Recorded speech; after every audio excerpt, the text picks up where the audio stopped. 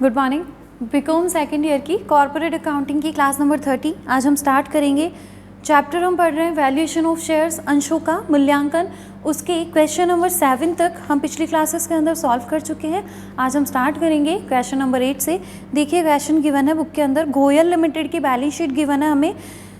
Capital में सिर्फ और सिर्फ इक्विटी शेयर कैपिटल है जो कि फुल्ली पैडअप है, प्रेफरेंस शेयर कैपिटल नहीं है। रिजर्व्स एंड सरप्लस में जनरल रिजर्व के साथ हमें प्रॉफिट एंड लॉस अकाउंट दे रखा है 4 लाख का, और साथ में इसमें लिखा हुआ है including current years pre tax profit ₹3,15,000, यानी कि profit before tax, current years profit before tax 3,15,000 का प्रॉफिट इसमें है। ओके, मतलब कि चालू वर्ष का लाभ हमें पता चल गया 3,15,000, but that is before tax. Okay, और बाकी डिबेंचर्स और बाकी एसेट्स दे रखी है आपको।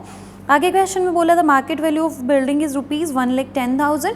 मार्केट वैल्यू बिल्डिंग की यानी कि रिवैल्यूएशन हुआ है हमारी एसेट का, और अगर रिवैल्यूएशन होता है तो हम अपनी कैलकुलेशंस में एसेट्स को नई वैल्यू पर लेते हैं। उसके बाद fair value of goodwill, goodwill आपको बता रखी है 2 लाख रुपए की, तो ठीक है, जिन जिन एसेट्स की नई वैल्यू दे रखी है उनको हम अपनी कैलकुलेशंस में नई वैल्यू पर शामिल करेंगे। उसके बाद आपको दे रखा है rate of tax on profit is 30% tax rate आपको दे रखी है। हमें जो क्वेश्चन में ऊपर बैलेंस शीट के अंदर प्रॉफिट गिवन है ना, वो प्रॉफिट है बिफोर टैक्स, तो अगर हमें प्रॉफिट आफ्टर टैक्स की ज़रूरत हुई क्वेश्चन के अंदर तो हम 30% की टैक्स रेट को अप्लाई करेंगे। ठीक है, आगे आपको बोल रहे हैं public limited companies doing similar business show है प्रॉफिट अर्निंग कैपेसिटी ऑफ 15%। आपको क्या बोला है, कैपिटल एम्प्लॉयड पर 15% की अर्निंग, दैट मीन्स ये क्या है, हमारी नॉर्मल रेट ऑफ रिटर्न है, NRR है 15%। ठीक है, you are required to calculate the value of equity shares of the Goyal limited by rate of earning method. Rate of earning method से हमें क्या करना है, वैल्यूएशन करना है अपने शेयर्स का। देन रेट ऑफ अर्निंग हमने पढ़ा हुआ है, फॉर्मूला क्या होगा, वैल्यू पर शेयर का सिंपल सा फॉर्मूला है, value per share is equals to rate of earning divided by normal rate of return into paid up value per share. लेकिन उसके लिए हमें रिक्वायरमेंट जो होती है वो होती है रेट ऑफ अर्निंग की। तो हम सबसे पहले rate of earning find out करेंगे। रेट ऑफ अर्निंग का फॉर्मूला याद है तो हमने लिखा है profit after tax plus interest on term loans. Term loans मतलब लॉन्ग टर्म लोन्स पर अगर इंटरेस्ट की अमाउंट नॉन है तो उसको ऐड करो और डिवाइड करते हैं नेट कैपिटल एम्प्लॉयड और मल्टीप्लाई करते हैं 100 से, तो अपने पास क्या आ जाती है, रेट ऑफ अर्निंग आ जाती है। तो ठीक है, ये सारी चीज़ों की जिनकी रिक्वायरमेंट्स है उनको हम फाइंड आउट करेंगे। हमें प्रॉफिट आफ्टर टैक्स चाहिए, हमें इंटरेस्ट ऑन टर्म लोन्स चाहिए, हमें चाहिए नेट कैपिटल एम्प्लॉयड, तब जाकर आएगी रेट ऑफ अर्निंग। तो स्टार्ट करते हैं, सबसे पहले हम फाइंड आउट करते हैं कैपिटल एम्प्लॉयड। चलिए क्वेश्चन नंबर 8, कैलकुलेशन ऑफ। देखिए जब क्वेश्चन हम करते हैं ना वैल्यू पर शेयर, सबसे पहले इस चीज़ को लिखा जाएगा और इसका एक फॉर्मूला जो है वो हम लिख देंगे, value per share as per rate of earning method. तो यहाँ क्या आ जाएगी, rate of earning divided by normal rate of return into paid up value per share. अब इनकी जब डिटेल्स आएगी तब हम इनको सॉल्व कर देंगे। अब ये जो सारी चीज़ें हैं वो हम 1 बाय 1 नोट्स में करते जाते हैं। First, calculation of net capital employed.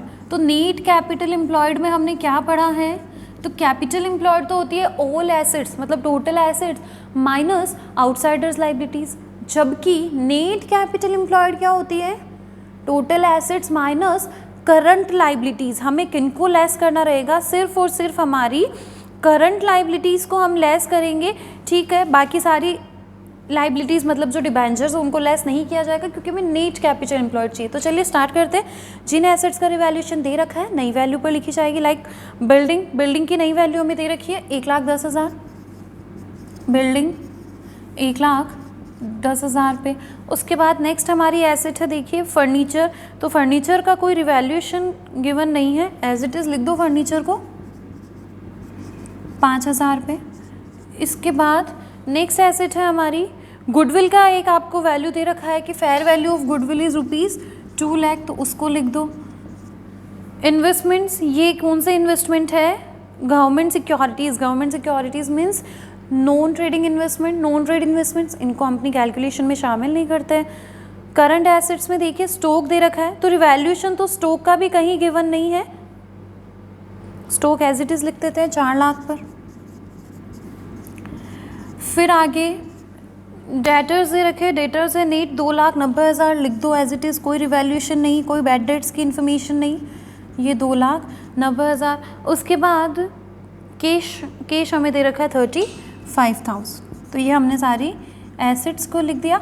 अब इसमें से हम लेस करेंगे हमारी करंट लायबिलिटीज, जिसमें एक तो है क्रेडिटर्स, कितने क्रेडिटर्स, तो 45,000 के। अब देखिए एक चीज़ कि आपने अपने प्रॉफिट्स पर अभी तक टैक्स का पेमेंट नहीं किया है, तभी तो आपने अपने प्री टैक्स प्रॉफिट को इंक्लूड कर रखा है, और टैक्स हमारी करंट लायबिलिटी होती है, हर साल उसका पेमेंट हमें करना रहता है। तो टैक्स के लिए आपने ना तो प्रोविज़न बनाया, ना तो टैक्स का पेमेंट किया, तो अब हम प्रोविज़न बनाएंगे किसके लिए, प्रोविज़न फॉर टैक्स, किस रेट से बनाएंगे, तो क्वेश्चन में हमें गिवन है रेट ऑफ टैक्स इज 30%, तो 3,15,000 का जो प्रॉफिट है उस पर 30% की रेट से हम क्या कर लेंगे, एक प्रोविज़न फॉर टैक्स बना लेंगे। तो 3,15,000 का 30% यानी कि 94,500 का हमारा प्रोविज़न फॉर टैक्स होगा। सारी करंट लायबिलिटीज हटाई, ये आ जाएगी नेट कैपिटल एम्प्लॉयड। तो बस सॉल्व कर लेते हैं इसको। ये 10,40,000 और ये 9,05,000 रुपये की हमारी क्या आ गई, नेट कैपिटल एम्प्लॉयड आई। अब दूसरी चीज़ जो हमें चाहिए होती है वो होती है profit after tax but before interest. यही होता है ना, प्रॉफिट आफ्टर टैक्स में आपको इंटरेस्ट ऑन टर्म लोन्स जोड़ना होता है। अभी हमारे पास क्वेश्चन के अंदर क्या गिवन है, प्रॉफिट बिफोर टैक्स कितना गिवन है, ₹3,15,000। अब इसको हमें आफ्टर टैक्स में कन्वर्ट करना है। अब इस प्रॉफिट के अंदर क्या, तो इस प्रॉफिट के अंदर तो सब कुछ हो रखा है, इंटरेस्ट डिबेंचर का माइनस हो रखा होगा, इसके अंदर income from non trade investment जो कि गवर्नमेंट सिक्योरिटीज़ है वो भी ऐड हो रखी होगी। तो इन सब का एडजस्टमेंट पहले हम करेंगे, यहाँ से लेस कर देंगे इनकम फ्रॉम गवर्नमेंट सिक्योरिटीज़, क्योंकि ये नॉन ट्रेड इन्वेस्टमेंट होता है। गवर्नमेंट सिक्योरिटीज़ कितने की है, देखिए 3 लाख रुपए की है government securities. Nominal value face value पर ही आपको हमेशा डिविडेंड इंटरेस्ट जो भी है वो किसी भी सिक्योरिटी की फेस वैल्यू पर मिलता है। तो 3 लाख की नॉमिनल वैल्यू पर 5% यानी कि 15,000 रुपये आपको क्या है, income from non trade investment. तो ये आपके आ गए 3 लाख रुपए। अब इसमें इंटरेस्ट भी तो आपने लेस कर रखा होगा। अब हमारे पास जो प्रॉफिट चाहिए होता है ना, एग्रीगेट हम क्या मांगते हैं कि profit after tax plus interest on term loans. तो अगर हम पहले ही इसमें इंटरेस्ट ऐड कर दें तो बाद में हमें नहीं करना पड़ेगा। तो यहाँ हम ऐड कर देते हैं इंटरेस्ट ऑन डिबेंचर्स। क्यों, क्योंकि माइनस तो किया ही होगा आपने अपने प्रॉफिट एंड लॉस अकाउंट में। देखिए डिबेंचर्स हमारे गिवन है 1 लाख रुपए के, 1 लाख के डिबेंचर्स, उसका 6% इंटरेस्ट, दैट मीन्स 6,000 का इंटरेस्ट ऐड बैक कर दो, ये आपका आ गया प्रॉफिट। ये भी बिफोर टैक्स है बट एडजस्टेड है, इसमें से सब कुछ हमने लेस कर दिया है, ऐड कर दिया है। टैक्स 30% की रेट पर लगाएंगे, 3,06,000 पर 30% का हमें टैक्स चार्ज करना है, मतलब कि 91,800 रुपये यहाँ से माइनस कर देंगे। तो अब हमारे पास बचेगा हमारा profit after tax, profit after tax and before interest on debentures और टर्म लोन्स। मतलब हमने इंटरेस्ट ऑन डिबेंचर्स को तो ऐड कर दिया, मतलब इंटरेस्ट घटा हुआ नहीं है, लेकिन टैक्स यहाँ से लेस हो रखा है, तो 91,800 माइनस कर देंगे, ये आ गया 2,14,200। ये हमारा profit after tax but before interest on term loans. अब हमें फाइंड आउट करनी है हमारी रेट ऑफ अर्निंग। तो रेट ऑफ अर्निंग का फॉर्मूला क्या है, profit after tax but before interest on term loans. यही मतलब होगा ना उसका, हमें interest on term loan add करना होता है वापस, मतलब इंटरेस्ट ऑन टर्म लोन से पहले का प्रॉफिट चाहिए लेकिन उसमें से टैक्स लेस हो रखा होना चाहिए। उसके बाद इसको हम डिवाइड करते हैं नेट कैपिटल एम्प्लॉयड से और मल्टीप्लाई कर देते हैं 100 से, हमारे पास रेट ऑफ अर्निंग आ जाती है। तो प्रॉफिट है हमारा ये 2,14,200। कैपिटल एम्प्लॉयड आई थी 9,05,000, इसको मल्टीप्लाई कर दो 100 से, हमारे पास रेट आ जाएगी rate of earning is equals to, तो 2,14,200 डिवाइडेड बाय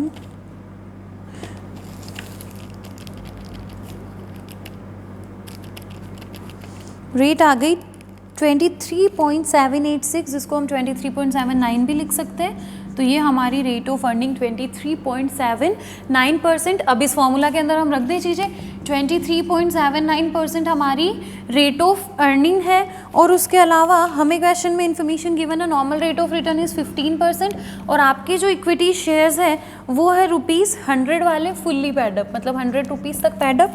देन हमारे पास आ जाएगी value per share is equals to ₹158.60, that is our answer. हमें पूछा था रेट ऑफ अर्निंग मेथड से आप वैल्यूएशन कीजिए, तो हमने किया।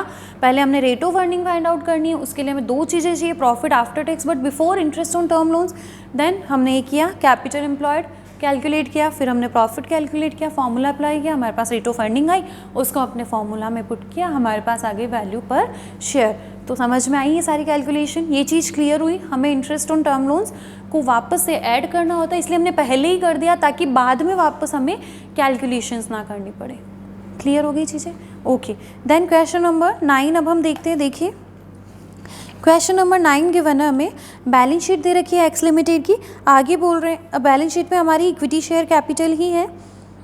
ओके, आगे बोला है प्लांट एंड मशीनरी का रिवैल्यूएशन हुआ है 6 लाख रुपए पर, लैंड एंड बिल्डिंग का वैल्यूएशन हुआ है 12 लाख पर, और डेटर्स में से 40,000 के बैड डेट्स है, यानी कि 40,000 का बैड डेट्स हो जाएगा। ओके, आगे बोल रहे हैं क्वेश्चन के अंदर प्रॉफिट्स दे रखे हैं कंपनी के 2013-14 में 4 लाख, 14-15 में 450 और 15-16 में 5,30,000। ठीक है, आगे बोल रहे हैं कि इस पुनर्मूल्यांकन के कारण आवश्यक मूल्यह्रास निगम कर तथा निगम लाभांश वितरण करके समायोजनों का विचार न करते हुए आपको इग्नोर करना है additional depreciation, corporate tax, corporate dividend distribution tax, मतलब किसी भी टैक्स को आपको ध्यान नहीं रखना है। इन सबको आपको क्या करना है, expected rate of dividend method से लाभांश प्रत्याय दर विधि, यानी कि रेट ऑफ डिविडेंड मेथड, उससे आपको क्या फाइंड आउट करनी है, value per share find out करनी है। ओके, और साथ ही आपको नेट एसेट्स मेथड से भी वैल्यूएशन करना है। दोनों मेथड से हमें वैल्यूएशन करना है, नेट एसेट्स मेथड से भी करना है और डिविडेंड मेथड से भी करना है। ठीक है, इसी प्रकार की अन्य कंपनियां अपने अंशों के बाजार मूल्य पर 10%, यानी कि ये normal rate of return is 10%।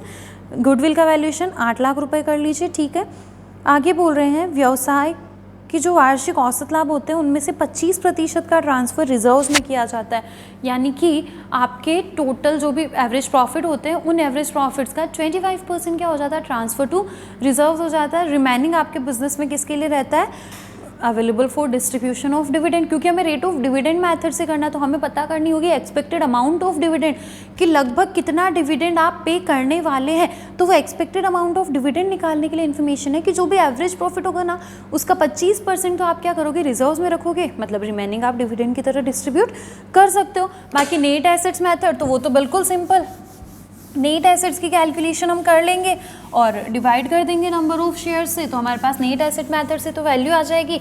और रेट ऑफ डिविडेंड में भी अगर हमारे पास रेट ऑफ डिविडेंड आ जाती है उसके बाद तो बहुत इजीली अपना क्वेश्चन सॉल्व हो जाएगा।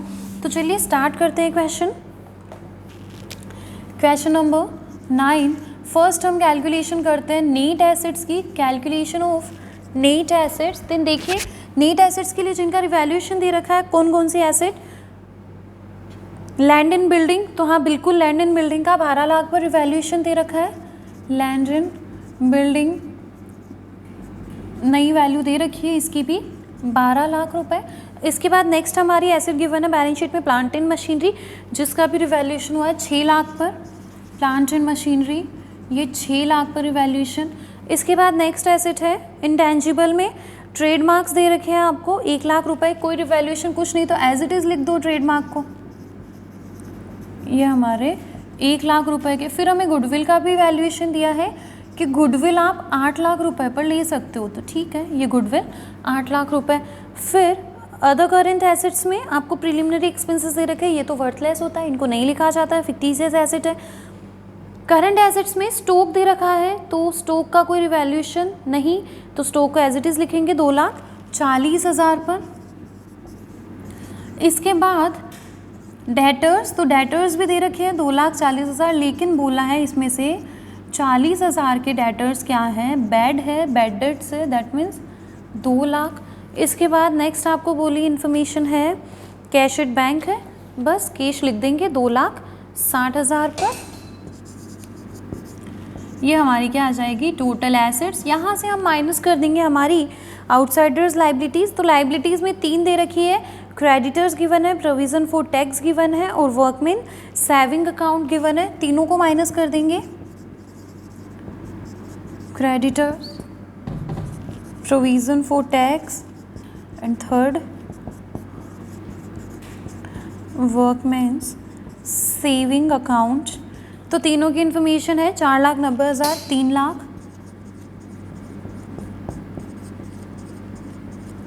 और 1,50,000। यहाँ से हमारे पास क्या आ जाएगी, हमारी नेट एसेट्स आ जाएगी। तो नेट एसेट्स कितनी आ जाएगी, कैलकुलेशन कर लेते हैं। ये टोटल एसेट्स आई है 36 लाख और ये 26,60,000। अब यहाँ से हम value per share find out कर सकते हैं।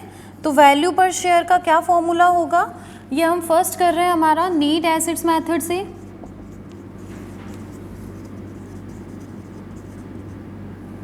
Value per share is equals to net assets divided by number of equity shares. The net assets है 26,60,000 रुपये और हमारे नंबर ऑफ इक्विटी शेयर्स दे रखे, देखिए 1 लाख इक्विटी शेयर है आपकी कंपनी के अंदर।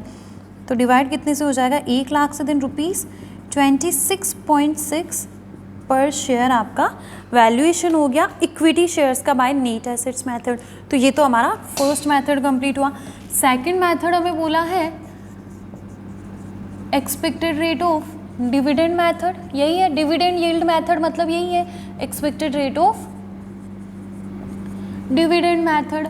अब यहाँ हमारे पास वैल्यूएशन के लिए क्या फॉर्मूला है, तो value per share is equals to rate of dividend, sorry amount, हाँ रेट ऑफ डिविडेंड,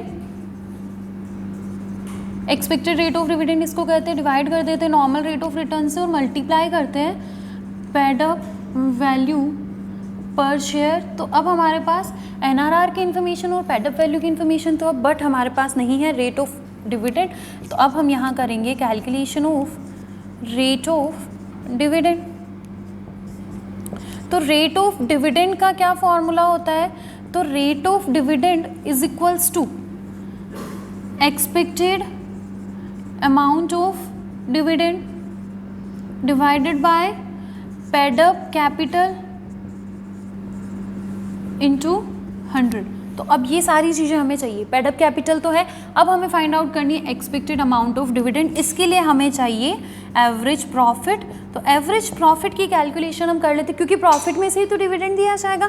प्रॉफिट 3 साल के गिवन है, देखिए 4 लाख, 4,50,000, 5,30,000, 4 लाख, 4,50,000 और ये करंट ईयर का प्रॉफिट है 5,30,000। तो ध्यान देना कि करंट ईयर में अगर किसी करंट एसेट का रिवैल्यूएशन हुआ है तो उसके प्रॉफिट लॉस को एडजस्ट करना है। हमेशा इस चीज़ को ध्यान रखना, जब भी आप एवरेज प्रॉफिट कर रहे हो, जो करंट ईयर का, जो सबसे लास्ट ईयर का प्रॉफिट आपको गिवन है वो हमारा करंट ईयर होता है। 2015-16 अपना करंट ईयर था, उसका प्रॉफिट है 5,30,000, लेकिन 40,000 के हमारे डेटर्स के रिवैल्यूएशन पर हमें लॉस हुआ एक तरीके से। ये हमारा माइनस कर दो लॉस, डिवाइड कर दो 3 से, तो हमारे पास आ जाएगी एवरेज प्रॉफिट की अमाउंट। तो 4 लाख प्लस 4,50,000, ये आ गया 4,46,667। ये हमारा एवरेज प्रॉफिट आया। क्वेश्चन बोल रहा है कि 25% ट्रांसफ़र टू रिजर्व। ये आपके बिजनेस की पॉलिसी है कि आप अपने प्रॉफिट्स का 25% रिजर्व में ट्रांसफ़र कर देते हो, यानी कि अब आपका जो अवेलेबल प्रॉफिट है, profit available for distribution of dividend कितने प्रॉफिट्स का आप डिस्ट्रीब्यूशन कर सकते हो, तो ये हमारी अमाउंट हो जाएगी रुपीज़